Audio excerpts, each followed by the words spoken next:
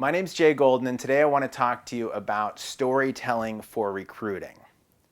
Maybe you're looking for a story that helps you create connection with your candidate at just the right moment.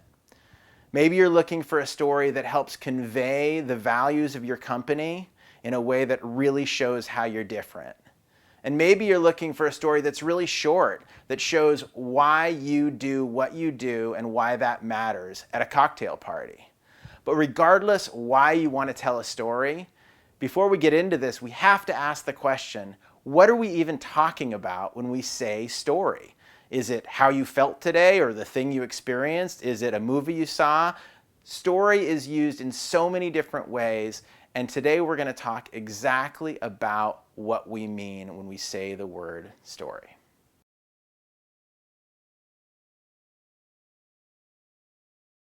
So not too long ago, after a very long and exhausting day, I was lying cozy with my daughter in her bed telling her a story.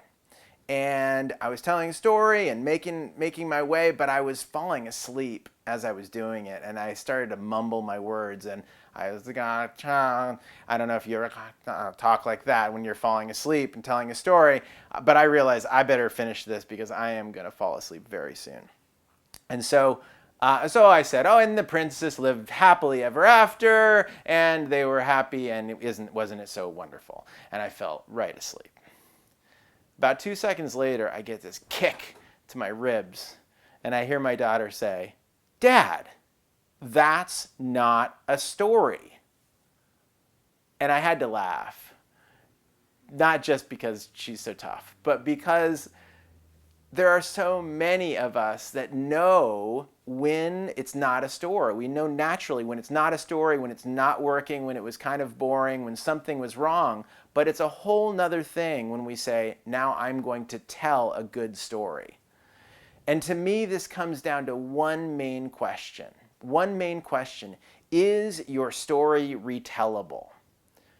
That means after 1,000 bits and bytes of information, hundreds of emails and tweets and posts and radio shows and podcasts and videos and speeches that you give and speeches that you hear and phone conversations, after all of this information river that you've floated on through, the next day when you wake up and you have a cup of coffee and you're thinking on the day, what is it that you remembered? What made it through? What is retellable?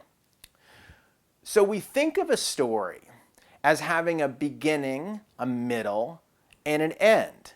And that is completely true. A story does have a beginning, a middle, and an end. But a story is not a straight line. A story is a journey. It's a gully that takes us into the depths of some challenge or trial, and then emerges us out the other side informed, inspired, changed, better off than we were before. A story, at the end of a retellable story, someone says, oh.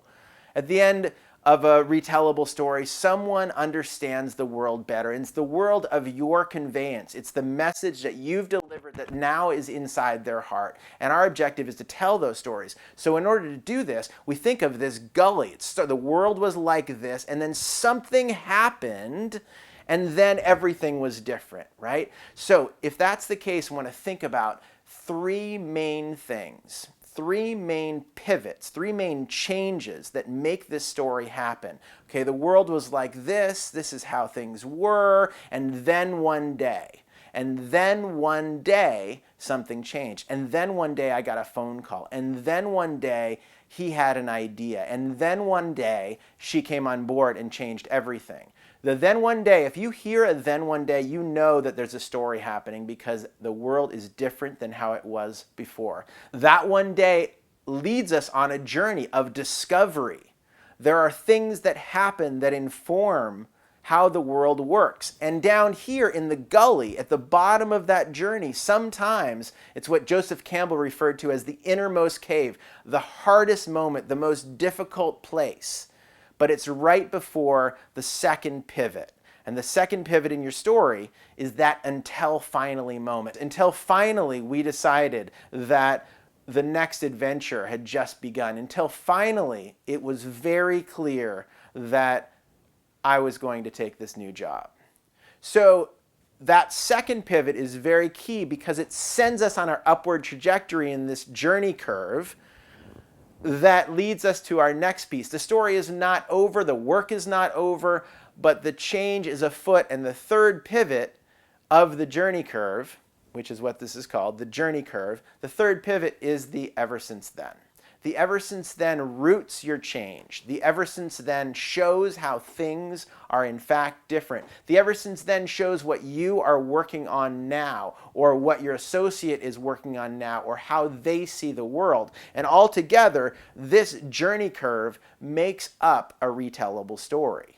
And whether you're telling the story of your origins, of your organization, the first moment where you came to life, whether you're telling the story of the impacts of one of your associates and the transformation they went through to come here, whether you're telling a story of the vision of the company and the organization and where things are going, whether it's an impact story, a vision story, an origin story, regardless, you want to always think about those three pivots to make a retellable story. And so, as you move forward, I want you to think about some things. Think about the stories that you tell. Think about the stories you tell and ask yourself, is there a change here? Do I reveal these pivots, these shifts, whether it's one or two or three? It might just be one. You might just have an until finally moment. But do I show the change, and is there a payoff at the end? Maybe it's not your own story. Maybe it's the story of an associate or a team member or one you heard. But think always, was there a change? And think also, do I have the key message that I want to deliver to them at the end? So please consider those things until next we meet.